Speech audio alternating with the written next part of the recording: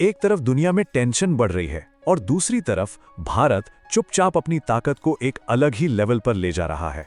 तो चलिए आज इसी बड़े स्ट्रेटेजिक शिफ्ट को समझने की कोशिश करते हैं। अभी हाल की ही बात है जब पूरी दुनिया की नज़रें ईरान और इजराइल पर टिकी थी, है ना? ऐसा लग रहा था कि कहीं तीसरा वर्ल्ड वॉर ना छिड़ जाए। और जब सब लोग उधर देख रहे थे, ठीक उसी वक्त भारत ने बहुत ही खामोशी से एक ऐसा स्ट्रेटेजिक मूव लिया जिसने दुनिया की बड़ी बड़ी ताकतों को भी सोचने पर मजबूर कर दिया।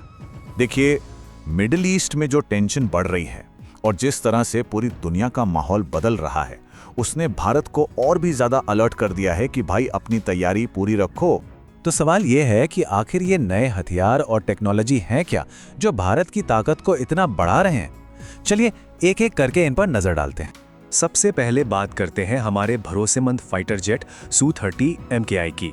देखिए, अब ये सिर्फ एक फाइटर जेट नहीं रहा, इसे आप एक फ्लाइंग डिस्ट्रॉयर कह सकते हैं, मतलब हवा में उड़ता हुआ एक विनाशक।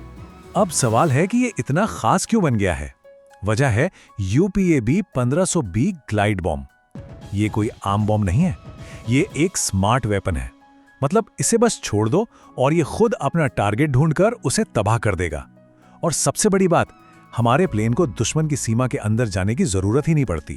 तो सोचिए, ये नया सुखोई अब 1500 किलो का भारी भरकम बम ले जा सकता है, इतना पावरफुल कि जमीन के अंदर बने बेहद मजबूत बंकरों को भी तबाह कर दे। और ये सब कैसे होगा? 40 से 50 किलोमीटर दूर से ही। मतलब बॉर्डर क्रॉस करने की जरूरत ही नहीं है। तो ये तो हुई हवा की बात। अब जरा जमीन पर आते हैं, जहां भारत ने अपनी ताकत में एक और बहुत बड़ा इजाफा किया है, और वो है अग्नि 5 मिसाइल का नया अवतार, जिसे नाम दिया गया है दिव्यास्त्र। अब दिव्यास्त्र की असली ताकत क्या है? वो है इसकी मिर्व टेक्नोलॉजी। आसान भाषा में समझिए, एक मिसाइल लॉन्च होगी, लेकिन वो आसमान में जाकर कई छोटे छोटे वॉरहेड्स में बढ़ जाएगी और हर वॉरहेड एक अलग टारगेट पर जाकर गिरेगा। मतलब एक तीर से कई निशाने। इससे बचना लगभग नामुमकिन है। और रेंज की बात करें तो 5000 किलोमीटर से भी ज्यादा। सोचकर देखिए, इसका मतलब यह हुआ कि लगभग पूरा एशिया अब भारत की स्ट्राइक रेंज में आ गया है। यह भारत को एक जबरदस्त स्ट्रेटेजिक एडवांटेज देता है। अच्छा, हमला करने की बात तो हो गई, अब जरा डिफेंस की बात करते हैं। भारत का सुरक्षा कवच S-400 डिफेंस सिस्टम, इसे आप एक ऐसी अदृश्य ढाल समझ सकते हैं जो हमारे आसमान की हिफाजत करती है। ये सिस्टम दुश्मन की मिसाइल हो, फाइटर जेट हो या ड्रोन, सबको हवा में ही रोककर तबाह कर देता है। और इसकी सबसे खास बात जानते हैं क्या है? ये उन स्टील्ड एयरक्राफ्ट को भी पकड़ सकता है जो कहते हैं कि रडार उन्हें देख नहीं सकता। और एक बड़ी खबर यह है कि भारत अब इसका अपना देसी वर्जन भी बना रहा है। हवा और जमीन के बाद अब रुख करते हैं समंदर की गहराइयों का। यहां पर है भारत का एक साइलेंट गार्जियन INS अरीघाट। ये एक न्यूक्लियर पावर से चलने वाली पनडुब्बी है। INS अरीघात भारत को वो चीज देती है जिसे कहते हैं सेकेंड स्ट्राइक कैपेबिलिटी।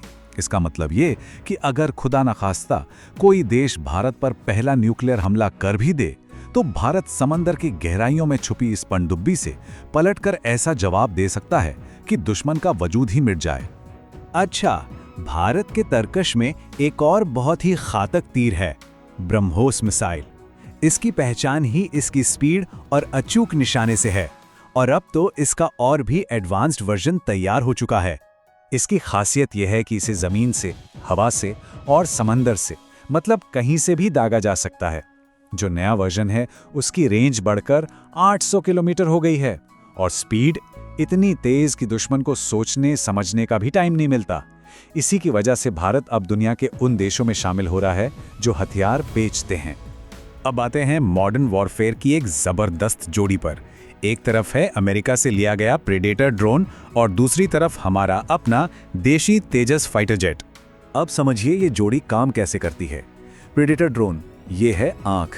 ये आसमान में ऊंचाई पर रहकर दुश्मन की हर हरकत पर पैनी नजर रखता है। जैसे ही इसे कुछ गड़बड़ दिखती है, ये खबर देता है तेजस को, और तेजस ये है हाथ। ये फुर्तीला फाइटर जेट पलक झपकते ही पहुंचकर उस टारगेट को नेस्तनाबूद कर देता है। एक परफेक्ट टीम। तो ये सब जो हम देख रहे हैं, ये नए नए हथियार, ये टेक्नोलॉजी, इस पूरे टेक्नोलॉजिकल शिफ्ट का भारत के लिए असल मतलब क्या है? इसका जवाब भारत की स्ट्रैटेजी में है। और वो स्ट्रैटेजी 2 शब्दों पर टिकी है, डिटेरेंस और डिफेंस, यानी निवारण और रक्षा। मतलब ये सारी ताकत किसी पर हमला करने या डराने के लिए नहीं है, बल्कि इसलिए है ताकि कोई हम पर हमला करने की सोचे भी नहीं। अगर इस पूरी स्ट्रैटेजी को देखें तो इसके 3 मेन पिलर्स हैं। पहला, सुखोई और ब्रह्मोस से ऑफेंसिव डेटरेंस, मतलब हमला करने की हिम्मत न होने देना। दूसरा, S-400 से एक मजबूत डिफेंसिव शील्ड बनाना। और तीसरा, अग्नि 5 और INS अरिहंत के साथ सेकंड स्ट्राइक की गारंटी। तो इन सब बातों का निचोड़ क्या है? निचोड़ ये है कि भारत की पहचान बदल रही है। अब वो सिर्फ हथियारों का एक बड़ा खरीदार नहीं रहा, बल्कि अब वो खुद हथियार बनाने वाला और उन्हें डेवलप करने वाला देश बन रहा है। इसे हम कुछ इस तरह कह सकते हैं कि भारत की खामोशी उसकी कमजोरी नहीं, उसकी स्ट्रैटेजी है। वो शोर मचाने में नहीं, बल्कि सही वक्त पर सही चाल चलने में यकीन रखता है।